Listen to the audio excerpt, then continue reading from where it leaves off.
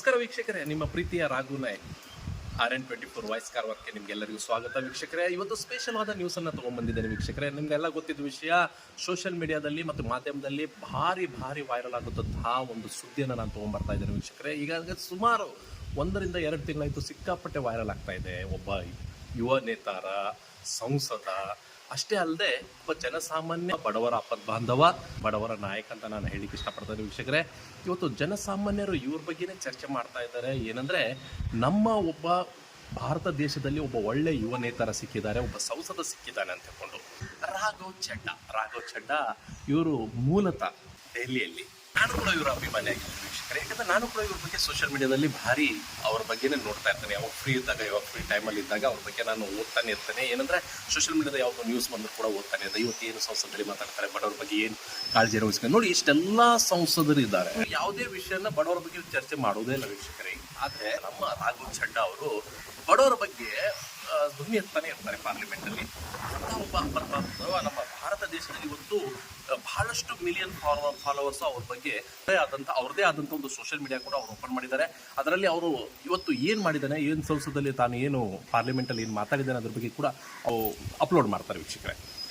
ಅಂಥದ್ರಲ್ಲಿ ಅವ್ರಿಗೆ ಬಹಳಷ್ಟು ಫಾಲೋವರ್ಸ್ ಆಗಿದ್ದಾರೆ. ಇವತ್ತು ಯಾರು ಪ್ರಧಾನಮಂತ್ರಿ ಆಗ್ಬೇಕು, ನಮ್ಮ ದೇಶದ ಯಾರು ಪ್ರಧಾನಮಂತ್ರಿ ಆಗ್ಬೇಕು ಅಂತ ಹೇಳ್ಬಿಟ್ಟು ಸೋಷಿಯಲ್ ಮೀಡಿಯಾದಲ್ಲಿ 4 ಜನರ ಬಗ್ಗೆ, ರಾಜಕೀಯ ಲೀಡರ್ ಬಗ್ಗೆ ಹಾಕ್ತಾರೆ. ಒಬ್ಬರು ನರೇಂದ್ರ ಮೋದಿಜಿ, ಅದರ ರಾಘವ್ ಚಡ್ಡಾ, ಅದನಂತರ ನಮ್ಮ ಉತ್ತರ ಪ್ರದೇಶದ ಮುಖ್ಯಮಂತ್ರಿ ಆದಿತ್ಯ ಯೋಗಿಜಿ, ಅದನಂತರ ರಾಹುಲ್ ಗಾಂಧಿ. ಆದ್ರೆ ಜನರು ಫಾಲೋ ಮಾಡುವುದು ನಮ್ಮ ರಾಘವ್ ಚಡ್ಡಾ ಬಗ್ಗೆ. ಯಾಕಂದ್ರೆ ರಾಘವ್ ಚಡ್ಡಾ ಅವರು ಇವತ್ತು ನೋಡಿ, ನಾನು ಹೇಳ್ತಾ ಇದ್ದಾರೆ, ಬಡವರ ಬಗ್ಗೆ ಯಾರು ರಾಜಕೀಯ ಲೀಡರು ಧ್ವನಿ ಎತ್ತಾರೋ ರಾಘವ್ ಚಡ್ಡಾ ಕೂಡ ಇವತ್ತು ಉದ್ಭವ ಆಗಿದ್ದಾರೆ. ಒಳ್ಳೆ ಯುವಕ ನೇತಾರನಾಗಿ ಇವತ್ತು ನೋಡಿ, ಅವರು ಮಾತಾಡುವ ಸ್ಟೈಲು, ಪಾರ್ಲಿಮೆಂಟ್ ಅಲ್ಲಿ ಅವರು ಎತ್ತುವ ಧ್ವನಿ, ಅದು ಕೇಳಲಿಕ್ಕೆ ಭಾರಿ ಕೂಡ ಇಂಟ್ರೆಸ್ಟಿಂಗ್ ಬರುತ್ತೆ ವೀಕ್ಷಕರೇ.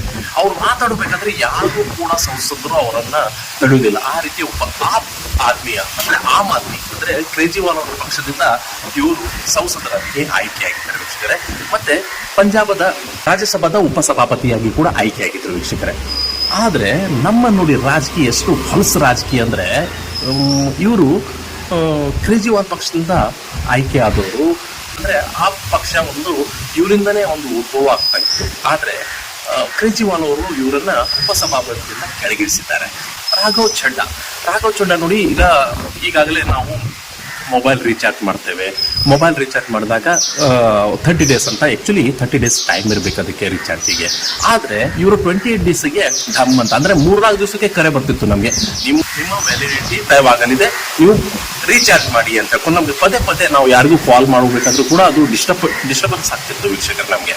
ಆದ್ರೆ ಇವತ್ತು ರಾಘವ್ ಚಡ್ಡಾ ಅವರು ಒಂದು ಒಳ್ಳೆ ಕೆಲಸ ಮಾಡಿದ್ದಾರೆ. ಅಂದ್ರೆ ಈಗ ನೋಡಿ, ಎಲ್ಲ ಕೂಡ ನಾವು 30 ದಿವಸಲ್ಲೇ ಎಲ್ಲ ವ್ಯವಹಾರ ಮಾಡ್ತೇವೆ. ಆದ್ರೆ ಇದಕ್ಕೆ 28 ದಿವಸ ಯಾಕೆ ಅಂತ, ಅದಕ್ಕೆ ಇವತ್ತು ಇವರ ಒಂದು ಧ್ವನಿ ಎತ್ತದಿಂದನೇ ಇವತ್ತು ಎಲ್ಲಾ ಟೆಲಿಕಾಂ ಕೂಡ 30 ದಿವಸ ಆಗಿದೆ.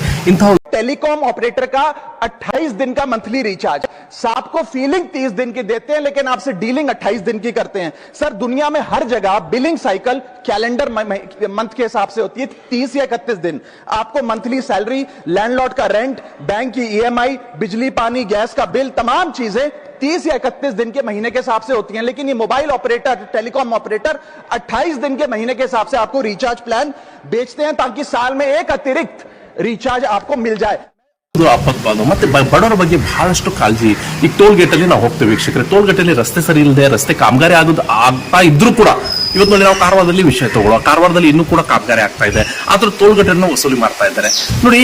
ಟೋಲ್ ಗೇಟ್ ಅಲ್ಲಿ ಈ ಎಲ್ಲ MLA MPs ಎಲ್ಲರಿಗೂ ಮತ್ತೆ ಅಧಿಕಾರಿಗಳಿಗೆ ಎಲ್ಲರಿಗೂ ಫ್ರೀ ಉಂಟು. ಆದ್ರೆ ಜನಸಾಮಾನ್ಯರಿಗೆ ಅಲ್ಲಿ ಟೋಲ್ ಗೇಟ್ ಅನ್ನ ತುಂಬಿಕೊಂಡೇ ಹೋಗ್ಬೇಕಾಗತ್ತೆ. ಅವ್ರೇನ್ ಹೇಳ್ತಾ ಇದಾರೆ ರಾಘವ್ ಚಡ್ಡಾ ಅವರು, ಎಲ್ಲರಿಗೂ ಒಂದು ನೋಡಿ, ಈಗ ನಾವು ಓಟ್ ಹಾಕಿದ್ದೇವೆ, ಒಬ್ಬ ಜನಪ್ರತಿನಿಧಿನ ಆರಿಸ್ಕೊಂಡು ತಂದಿದ್ದೀವಿ ಅಂದ್ರೆ ಅವು ಒಬ್ಬ ದೊಡ್ಡ VIP ಅಲ್ಲ ಅವರು. ಯಾಕಂದ್ರೆ ನಮ್ಮಿಂದನೇ ಆಯ್ಕೆ ಆದವರು ಅವರು. ನಾವು ಯಾವಾಗಲೂ ಕೂಡ ಕೆಳಗಿಳಿಸಬಹುದು, ಯಾವಾಗಲೂ ಕೂಡ ಮೇಲೆ ಎತ್ತಬಹುದು ಅವರಿಗೆ. ಆದ್ರೆ ಅವ್ರಿಗೆಲ್ಲ ಫ್ರೀ.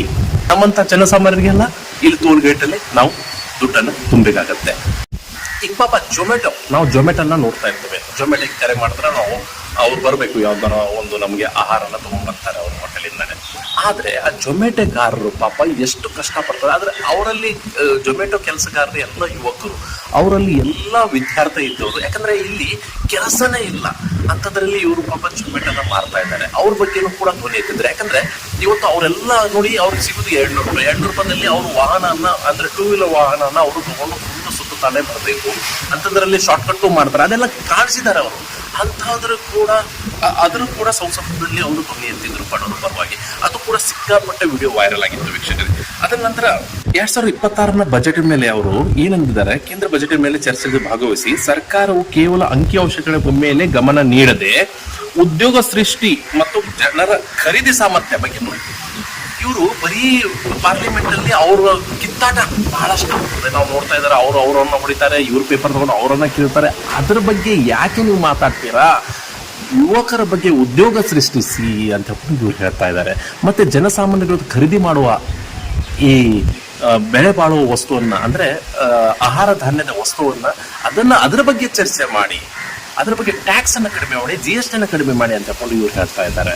ಅವರು ಅದೇ ಕೂಡ ಸಂಸದಲ್ಲಿ ಒಂದು ಒಳ್ಳೆ ವಿಷಯನ ಎತ್ತಿದ್ದಾರೆ ವೀಕ್ಷಕರು. ಏನಂದ್ರೆ, ಒಬ್ಬ ಮನುಷ್ಯ ಸಾಯಬೇಕಾದ್ರೆ GST ತುಂಬಬೇಕು, ಹುಟ್ಟಬೇಕಾದ್ರೆ GST ತುಂಬಬೇಕು. ಹುಟ್ಟಬೇಕಾದ್ರೆ ನಾವು ಬಟ್ಟೆಯನ್ನ ತಗೊಂಡ್ಬರ್ತೇವೆ, ತೊಟ್ಟಿಲನ್ನು ತಗೊಂಡ್ಬರ್ತೇವೆ, ಅದಕ್ಕೂ ಕೂಡ ನಾವು GST ಅನ್ನ ತುಂಬಬೇಕಾಗತ್ತೆ. ಸೋಪು, ಅವ್ರಿಗೆ ಪೌಡ್ರು, ಮತ್ತೆ ಆ ಡೈಪರ್ಸು, ಅದಕ್ಕೆಲ್ಲ GST ಬೇಕಾ? ಸಾಯಬೇಕಾದ್ರೂ ಕೂಡ ನಾವು ಒಂದು ಕಟ್ಟಿಗೆ ತರ್ತೇವೆ, ಅದಕ್ಕೂ ಕೂಡ GST ಬೀಳುತ್ತೆ. ಅದರ ನಂತರ ತುಪ್ಪ, ಹಾಲು, ಅದಕ್ಕೂ ಕೂಡ GST ಬರುತ್ತೆ. ಇದಕ್ಕೆಲ್ಲ GST ಬೇಕಾ? ಸಾಯಬೇಕಾದ್ರೂ GST ಬೇಕು, ಹುಟ್ಟಬೇಕಾದ್ರೂ GST ಬೇಕು ಅಂತ ಈ ಜನರ ಬಹಳಷ್ಟು ಒಳ್ಳೆ ವಿಚಾರನ ಇವರು ಎತ್ತಿ ಹಿಡಿತಾರೆ ವೀಕ್ಷಕರೇ. ನೋಡಿ, ಈಗ ನಾವು ಏರ್ಪೋರ್ಟ್ಗೆ ಹೋಗ್ತೇವೆ ವೀಕ್ಷಕರು. ಏರ್ಪೋರ್ಟ್ ಅಲ್ಲಿ ಏನಿರ್ತದೆ, ನಾವು ಚಿಕ್ಕ ಮಕ್ಕಳನ್ನ ತಗೊಂಡು ಹೋಗ್ತಾ ಇರ್ತೇವೆ. ನಮ್ಮ ಮಕ್ಕಳನ್ನ ನಾವು ತಗೊಂಡು ಹೋಗಬೇಕಾದ್ರೆ ಅಲ್ಲಿ ಶಾಪ್ಸ್ ಕೂಡ ಏರ್ಪೋರ್ಟ್ ಒಳಗಡೆ ಶಾಪ್, ಅಂದ್ರೆ 1 ಗಂಟೆ ಒಳಗೆ ನೀವು ಒಳಗಡೆ ಬರಬೇಕು ಅಂತ ಹೇಳ್ಕೊಂಡು ಒಂದು ಗಂಟೆ ಒಳಗೆ ಹೋಗ್ತಾಗ ಅಲ್ಲಿ 1 ಗಂಟೆ ನಾವು ಆಸನ ವ್ಯವಸ್ಥೆ ಇರ್ತದೆ, ಅಲ್ಲಿ ಕೂತ್ಕೊಳ್ತೇವೆ ವೀಕ್ಷಕರೇ. ಆದ್ರೆ ನಮ್ಮ ಮಕ್ಳು ಏನ್ ಮಾಡ್ತಾರೆ, ಅಲ್ಲಿ ಸಮೋಸ ಕೊಡಿ, ನಮ್ಗೆ ಕೂಲ್ ಡ್ರಿಂಕ್ಸ್ ಕೊಡಿ, ಚಹಾ ಕೊಡ್ಬೇಕು, ಹಾಗೆ ಹೀಗೆ ಅಂತ ನಮ್ಮ ಮಕ್ಕಳನ್ನ ನಮ್ಗೆ ಪೀಡಿಸ್ತಾ ಇರ್ತಾರೆ. ಯಾಕಂದ್ರೆ 1 ಗಂಟೆ ಅಲ್ಲಿ ಇರುತ್ತೆ ಅಲ್ಲ ನಮ್ಮ ವೇಟಿಂಗ್ ಅವರ್ಸ್ ಅಲ್ಲಿ. ಆವಾಗ ವೇಟಿಂಗ್ ಅವರ್ಸ್ ಅಲ್ಲಿ ನಾವು ಕುಂತಾಗ ಅದಕ್ಕೆ ಒಂದು ಚಾಗೆ ನಾವು ಒಂದು ಚಾ ಅಲ್ಲಿ ಬೆಲೆ 50 ರೂಪಾಯಿ ಕೊಡ್ಬೇಕಾಗತ್ತೆ. ಒಂದು ಸಮೋಸಾಗೆ 50 ರೂಪಾಯಿ ಕೊಡ್ಬೇಕು ವೀಕ್ಷಕರೇ. ಅದೇ ಯಾವ್ದಾದ್ರು ಒಂದು ಕೋಲ್ಡ್ ಡ್ರಿಂಕ್ಸ್ ತಗೊಂಡ್ರೆ ಅದಕ್ಕೊಂದು 100 ರೂಪಾಯಿ ಕೊಡ್ಬೇಕಾಗತ್ತೆ. ಈ ರೀತಿ ಇವರು ಪಾರ್ಲಿಮೆಂಟ್ ಅಲ್ಲಿ ಧ್ವನಿ ಎತ್ತಿದ್ರು ವೀಕ್ಷಕರೇ. ಯಾಕೆ ನಾವು ಅಷ್ಟು ದುಡ್ಡನ್ನ ಕೊಡಬೇಕು? ಯಾಕೆ ಚಾಗೆ ಯಾಕೆ 50 ರೂಪಾಯಿ? 10 ರೂಪಾಯಿನ ಚಾ ಮಾಡ್ಲೇಬೇಕು. ಸಮೋಸ ತಿಂಡಿ ತಿನಿಸನ್ನ ನೀವು ಸೇಮ್ ಬೆಲೆ, ಹೊರಗಡೆ ಎಷ್ಟು ಬೆಲೆಗೆ ಸಿಗುತ್ತೆ ಅಷ್ಟೇ ಬೆಲೆನ ನೀವು ಅಲ್ಲಿ ತಗೋಬೇಕಂತ ಹೇಳ್ಕೊಂಡು ಹೇಳಿದಾಗ ಅದು ಕೂಡ ಪಾರ್ಲಿಮೆಂಟ್ ಅಲ್ಲಿ ಸಕ್ಸಸ್ ಆಗಿದೆ ವೀಕ್ಷಕರೇ. ನಾವು ವಾಹನನ ತಗೊಳ್ತೇವೆ ವೀಕ್ಷಕರೇ, ಯಾವುದೇ 2 ವೀಲರ್ ಆಗಲಿ 4 ವೀಲರ್ ವಾಹನ ಆಗಲಿ. ಆದ್ರೆ ನಾವು RTO ಅಲ್ಲಿ ನಾವು ಟ್ಯಾಕ್ಸ್ ಅನ್ನ ತುಂಬುತ್ತೇವೆ ವೀಕ್ಷಕರೇ. ಅದು ಲಕ್ಷ ಟ್ಯಾಕ್ಸ್ ಅನ್ನ ತುಂಬುತ್ತೇವೆ ವೀಕ್ಷಕರೇ. ಆದ್ರೆ ಇವ್ರು ರಾಘವ್ ಚಂಡಾ ಹೇಳೋ ಪ್ರಕಾರ ನಾವು ಲಕ್ಷನ ಟ್ಯಾಕ್ಸ್ ಅನ್ನ ತುಂಬುತ್ತೇವೆ. ಇವತ್ತು ವಾಹನ ಹೊರಗಡೆ ಹೋದಾಗ ನಾವು ಹೆಲ್ಮೆಟ್ ಅನ್ನು ಹಾಕ್ತೇವೆ. ಹೆಲ್ಮೆಟ್ ಅನ್ನು ಹಾಕ್ಲಿಲ್ಲ ಅಂದ್ರೆ ನಮ್ಮ ಪೊಲೀಸರು ಹಿಡಿತಾರೆ, ಅಷ್ಟು ಫೈನ್ ಹಾಕ್ತಾರೆ. ಇನ್ಸೂರೆನ್ಸ್ ಇಲ್ಲ ಅಂದ್ರೆ ಫೈನ್ ಹಾಕ್ತಾರೆ. ಗಾಡಿ ಡಾಕ್ಯುಮೆಂಟ್ ಸರಿ ಇಲ್ಲ ಅಂದ್ರೆ ಫೈನ್ ಹಾಕ್ತಾರೆ. ಸೀಟ್ ಬೆಲ್ಟ್ ಅನ್ನ ನಾವು ಕಟ್ಟಲಿಲ್ಲ, ಸೀಟ್ ಬೆಲ್ಟ್ ಅನ್ನ ನಾವು ಹಾಕೊಳ್ಳಿಲ್ಲ ಅಂದ್ರೆ ಕಾರಿಗೆ ಕೇಸ್ ಹಾಕ್ತಾರೆ. ಆದ್ರೆ ರಸ್ತೆಗೆ ನಾವು ಇಷ್ಟೆಲ್ಲ ಟ್ಯಾಕ್ಸ್ ತುಂಬುತ್ತೇವೆ, ರಸ್ತೆ ಯಾರು ಸರಿ ಮಾಡ್ಲಿಲ್ಲ ಅವ್ರ ಮೇಲೆ ಏನ್ ಕ್ರಮ ತಗೊಂಡಿದ್ರಾ? ನೋಡಿ, ವೆರಿ ವೆರಿ ಇಂಪಾರ್ಟೆಂಟ್ ವೀಕ್ಷಕರೇ. ನಾವು ಇದ್ರ ಬಗ್ಗೆ ಯೋಚನೆ ಮಾಡೋದಿಲ್ಲ. ಯಾಕಂದ್ರೆ ಇವ್ರ ಬಗ್ಗೆ ಯೋಚನೆ ಮಾಡ್ಬೇಕು. ರಸ್ತೆಯನ್ನ ಇವರು ಒಬ್ಬ ಕಾಂಟ್ರಾಕ್ಟರ್ಗೆ ರಸ್ತೆ ಮಾಡ್ಲಿಕ್ಕೆ ಕೊಡ್ತಾರೆ. ಇವ್ರು ಮಾಡೋದು 1 ಕೋಟಿ ಸೆಕ್ಷನ್ ಆದ್ರೆ ಇವ್ರು ಮಾಡೋದು ಖಾಲಿ 25 ಲಕ್ಷದ ರಸ್ತೆ. ಅದು 75 ಲಕ್ಷ ಇವ್ರಿಗೆ ಆ ಅಧಿಕಾರಿಗೆ, ಈ ಅಧಿಕಾರಿಗೆ, ಅಲ್ಲಿ ಇಲ್ಲಿ ಅಂತ ತಿಳ್ಕೊಂಡು ಅವನು ಕೂಡ 40 ಲಕ್ಷ ಅಲ್ಲಿ ಕೊಡ್ತಾನೆ. ಅವನಿಗೂ ಸಿಗೋದು ಒಂದು 10-20 ಲಕ್ಷ ಅವನು ಕಾಂಟ್ರಾಕ್ಟರ್ ಇಟ್ಕೊಳ್ತಾನೆ. ಆ 1 ವರ್ಷದಲ್ಲಿ ಆ ರಸ್ತೆ ನೋಡಿ 1 ಕೋಟಿ ರಸ್ತೆಯಲ್ಲಿ 25 ಲಕ್ಷದ ರಸ್ತೆ ಯಾವ ರೀತಿ ಇರಬೇಕು? ಆ ರಸ್ತೆ ಸತ್ಯಾನಾಶ ಆಗಿ ಮತ್ತೆ ಹೊಂಡ ಬಿತ್ಕೊಂಡು ಅಲ್ಲಿ ಎಲ್ಲ ಜನ ಸಾಯೋದು, ಆ ಕಾಲ್ ಮುಕ್ಕೊಳ್ಳೋದು, ಅಲ್ಲಿ ಇದಾಗೋದು, ಇದು ಕೂಡ ಧ್ವನಿ ಎತ್ತಿದ್ರು ವೀಕ್ಷಕರು. Very very important. ಇನ್ನೊಂದು ವಿಷಯನ ಪಾರ್ಲಿಮೆಂಟ್ ಅಲ್ಲಿ ಧ್ವನಿ ಎತ್ತಿದ್ದಾರೆ ವೀಕ್ಷಕರು. ಏನಂದ್ರೆ, ಇವತ್ತು ನಾವು ಬಸ್ಸಿಗೆ ಹೋಗಬೇಕಾದ್ರೆ, ಪ್ರಯಾಣ ಮಾಡಬೇಕಾದ್ರೆ ಒಂದೇ ತರ ಇರುತ್ತೆ. ಆದ್ರೆ ವಿಮಾನಿಗೆ ಪ್ರಯಾಣ ಮಾಡಬೇಕಾದ್ರೆ ನಮ್ಗೆ ಅಂದ್ರೆ ರಜೆ ಸೀಸನ್ ಅಲ್ಲಿ ಎಷ್ಟು ದುಡ್ಡು ಕೊಡಬೇಕು, ರಾತ್ರಿಗೆ ಎಷ್ಟು, ಹಗಲಿಗೆ ಎಷ್ಟು, ಬೆಳಿಗ್ಗೆ ಎಷ್ಟು, ಅಂದ್ರೆ ಒಂದು ದರ ಪಟ್ಟಿಯಲ್ಲಿ ಇವ್ರದ್ದು ಸರಿಯಾದ ದರ ಇಲ್ಲ. ವೆಕೇಶನ್ ಟೈಮಲ್ಲಿ ಒಂದು ದರ, ಮಳೆಗಾಲದಲ್ಲಿ ಒಂದು ದರ, ಬೇಸಿಗೆಗಾಲದಲ್ಲಿ ಒಂದು ದರ, ಒಂದು ಚಳಿಗಾಲದಲ್ಲಿ ಒಂದು ದರ ಇರುತ್ತೆ ವೀಕ್ಷಕರೇ. ಮತ್ತೆ ರಾತ್ರಿ ಒಂದು ದರ, ಮಧ್ಯಾಹ್ನ ಒಂದು ದರ, ಬೆಳಿಗ್ಗೆ ಒಂದು ದರ ಇರ್ತದೆ. ಇದ್ಯಾಕೆ? ಇದು ಕೂಡ ಅವರು ಒಳ್ಳೆಯವನ್ನ ಪ್ರಶ್ನೆ ಮಾಡಿದ್ದಾರೆ ವೀಕ್ಷಕರೇ. ಇದ್ರ ಬಗ್ಗೆ ಕೂಡ ಭಾರಿ ಜನರ ಸಾಮಾನ್ಯರು ಇವರಿಗೆ ಬಹಳ ಸಪೋರ್ಟ್ ಮಾಡಿದ್ರು ವೀಕ್ಷಕರೇ. ಇವರು ಲಂಡನ್ ಅಲ್ಲಿ ಕಲ್ತಿದ್ದು, ವಿದ್ಯಾಭ್ಯಾಸ ಎಲ್ಲ ಲಂಡನ್ ನಲ್ಲಿ ಆಗಿದೆ. ಆಕ್ಸ್ಫರ್ಡ್ ಅಲ್ಲಿ ಕಲ್ತಂತಹ ಒಬ್ಬ ಯುವ ನೇತಾರ, ಸಂಸದ, ಚಾರ್ಟರ್ಡ್ ಅಕೌಂಟ್ ಕಲಿತು ಇವತ್ತು ಇವರು ಕೋಟಿ ಆಸ್ತಿ ಮಾಡ್ಬೋದು ವೀಕ್ಷಕರೇ. ಆದ್ರೆ ಅವರು ರಾಜಕೀಯ ಧುಮುಕಿದ್ದು ಯಾಕೆಂದ್ರೆ ಬಡ ಜನರಿಗೆ ನನ್ನಿಂದ ಏನಾರ ಆಗ್ಬೇಕು ಅಂತ ಹೇಳ್ಕೊಂಡು ಭ್ರಷ್ಟಾಚಾರ ವಿರೋಧದಿಂದಾನೇ ಇವರು ಹುಟ್ಟಿ ಬೆಳೆದವರು. ಅಂದ್ರೆ ಅಣ್ಣಾ ಹಜಾರಿಗೆ ಇವರು ಗಾಡ್ ಫಾದರ್ ಅಂತ ವೀಕ್ಷಕರೇ. ಅಣ್ಣಾ ಹಜಾರದಿಂದಾನೇ ಬಂದವರು ಇವರು. ಅಣ್ಣಾ ಹಜಾರದಿಂದ ಬಂದ್ಕೊಂಡು ಕೇಜ್ರಿವಾಲ್ ಮುಖಾಂತರ ಇವರು ಸಂಸದರಾಗಿ ಇವತ್ತು ಪಾರ್ಲಿಮೆಂಟ್ ಧ್ವನಿ ಎತ್ತೋರು ಅಂದ್ರೆ ಇದೇ ಸಂಸದ. ಇವರನ್ನ ಉಪನಾಯಕನಾಗಿ ಸಭಾಪತಿಯ ಉಪನಾಯಕನಾಗಿ ಹಾಕಿದ್ದಕ್ಕೆ ಅವ್ರು ಯಾವುದೇ ಕೂಡ ಬೇಸರನ ವ್ಯಕ್ತಪಡಿಸಿಲ್ಲ. ಅವ್ರು ಏನ್ ಹೇಳ್ತಾರಂದ್ರೆ ವೀಕ್ಷಕರೇ, ಒಬ್ಬ ನನಗೆ ನೋಡಿ ನಾನು ಏನು ಅನ್ಯಾಯ ಮಾಡಿದ್ದೇನೆ, ಒಬ್ಬ ಸಂಸದನಾಗಿ ನಾನು ಜನರ ಪರವಾಗಿ ಇಷ್ಟೆಲ್ಲ ಧ್ವನಿ ಎತ್ತಿದ್ದೇನೆ, ಎಷ್ಟೋ ಪ್ರಾಬ್ಲಮ್ ಅನ್ನ ನಾನು ಸಾಲ್ವ್ ಮಾಡಿದ್ದೇನೆ, ಆದ್ರೆ ಇವ್ರು ಉಪನಾಯಕರನ್ನ ನಾನು ಹಾಕಿದಾರಲ್ಲ ಇದು ಒಳ್ಳೇದಲ್ಲ ಅಂತ ಹೇಳ್ಕೊಂಡು ಇವತ್ತು ಅವರು ಒಂದು ಅವ್ರದ್ದೇ ಆದಂತ ಸೋಷಿಯಲ್ ಮೀಡಿಯಾದಲ್ಲಿ ಕೂಡ ಹೇಳಿದ್ರು ವೀಕ್ಷಕರೇ. ತನ್ನ ಬಗ್ಗೆ ಏನೇನು ಪಿತೂರಿ ನಡೀತಾ ಇದೆ ಆಮ್ ಆದ್ಮಿ ಪಕ್ಷದಿಂದ ಅಂತ. ಯಾವುದೇ ಪಕ್ಷದಲ್ಲಿ ಒಳ್ಳೆ ಕೆಲಸ ಮಾಡೋದ್ರೆ ಇದೇ ರೀತಿ ಮಾಡುದು, ಆದ್ರೆ ಜನರು ಏನ್ ಹೇಳ್ತಾ ಇದ್ದಾರೆ ವೀಕ್ಷಕರೇ, ಇವ್ರಿಗನ್ನ ನೀವು ಒಂದು ಸ್ವತಂತ್ರ ಪಕ್ಷನ ಕಟ್ಟಿ ನಾವೆಲ್ಲರೂ ನಿಮ್ಗೆ ಬೆಂಬಲವಾಗಿ ಇರ್ತೇವೆ ಅಂತ ಹೇಳಿ ಜನರು ಕೂಡ ಇವರಿಗೆ ಸಪೋರ್ಟ್ ಮಾಡ್ತಾ ಇದ್ದಾರೆ ವೀಕ್ಷಕರೇ. ನೋಡುವ ರಾಘವ್ ಚಂಡ್ ಅವರ ಮುಂದಿನ ಗುರಿ ಯಾವುದು, ಯಾವ ಪಕ್ಷಕ್ಕೆ ಹೋಗ್ತಾರೆ, ಅವರು ಸ್ವತಂತ್ರವಾಗಿ ಇರ್ತಾರ, ಅದ್ರ ನೆಕ್ಸ್ಟ್ ಅವ್ರ ಪಕ್ಷನ ಕಟ್ತಾರ, ಬಿಜೆಪಿಗೆ ಹೋಗ್ತಾರ, ಕಾಂಗ್ರೆಸ್ಗೆ ಹೋಗ್ತಾರ, ಮತ್ತೆ ಯಾವ್ದೋ ಒಂದು ಪಕ್ಷನ ಕಟ್ತಾರ ಅಂತ ನೋಡುವ ವೀಕ್ಷಕರೇ. ರಾಘವ್ ಚಂಡ್ ಅವರ ಅಭಿಮಾನಿಯಾಗಿ ನಾನು ತಮ್ಮಲ್ಲಿ ಈ ಒಂದು ವಿಷಯನ ಎತ್ತೀನಿ ವೀಕ್ಷಕರೇ. Thank you very much.